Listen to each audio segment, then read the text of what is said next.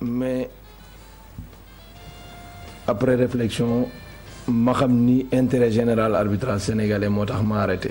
C'est-à-dire je vais m'expliquer un peu plus tard. Xam nga Sénégal arbitré na finale Coupe d'Afrique Badara Mamaya Sène arbitré na ko. Falan Ndoye arbitré na ko Badara Diatta arbitré na ko. Donc man su ma demee arbitré finale Coupe d'Afrique amul leneen lu ma yokk ci suñu arbitrage. Depuis 2002 Sénégal dafa mus a présenter ay arbitres candidats pour la Coupe du Monde depuis les Coupes du Monde 2002 ba léegi. 2002 Falan Ndoye moo demoon période boobu noonu Afrique pratiquement c'était difficile d'avoir un arbitre ou plus d'un arbitre d'un seul pays bu dem Coupe du Monde donc Falan Ndoye lañ amoon. 2006 ñu amoon Mamadou Ndoye comme assistant. Coupe du Monde 2010 ak 2014 Badara Diatta nekkoon na candidat mais yàlla binduloon ni day demuloon 2010 2014 ñu amoon pour la première fois ñu proposer un trio sénégalais. mooy Badara Diatta ak ñaari assistants yi may àndal léegi. mais yàlla tamit dogalul ñu dem.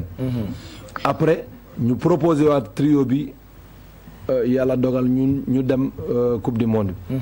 Aujourd'hui moi j'ai 45 ans donc d'ici la prochaine Coupe du Monde j'en aurai 49. Inch'Allah si je vis jusque là. Et vous serez toujours jeune? Non, du point de vue arbitral, non. En tout cas, il n'y a plus de limitation d'âge. Au niveau de la FIFA, il n'y a plus de limitation d'âge. Mais moi, je connais le milieu, je sais très bien que su ma continuer du ma delluwaat Coupe du Monde. mun naa dem ba Coupe d'Afrique comme ni ma ko expliqué fii mais su ma ko defee comme j'ai eu à le dire Sénégal dafa am tradition di présenter ay candidats Coupe du Monde. am nañu un trio cette fois-ci. nous ne voulons pas avoir deux assistants. Nous voulons encore un autre trio.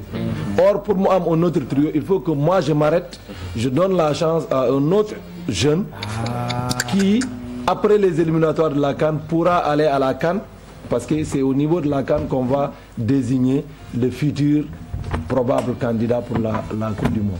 Alors je me suis arrêté pour permettre au Sénégal d'avoir la chance de présenter un autre trio. Ça c'est une des raisons. Et la deuxième raison c'est effectivement... Pour donner la place aux jeunes. Voilà, c'est ça la première raison. La deuxième raison est que j'ai consenti énormément de sacrifices professionnels. J'ai eu à, à demander à mon administration à plusieurs reprises de bloquer quelque part mes promotions au niveau de l'administration des douanes pour pouvoir vivre une passion qui était devenue en réalité une mission. Donc aujourd'hui, je me dis, comme il y a cette chance, parce que les jeunes qui sont là ont aussi suivi la même formation que nous, ils peuvent faire autant que nous. Et compte tenu de tous les critères que je viens d'évoquer, donc j'ai préféré arrêter pour me consacrer, donner plus de temps à ma vie professionnelle. Et me lancer aussi dans la formation des arbitres et l'encadrement des arbitres sénégalais. Surtout ça, nekk na lu am solo mais dañuy delluwaat ci Coupe du Monde bi.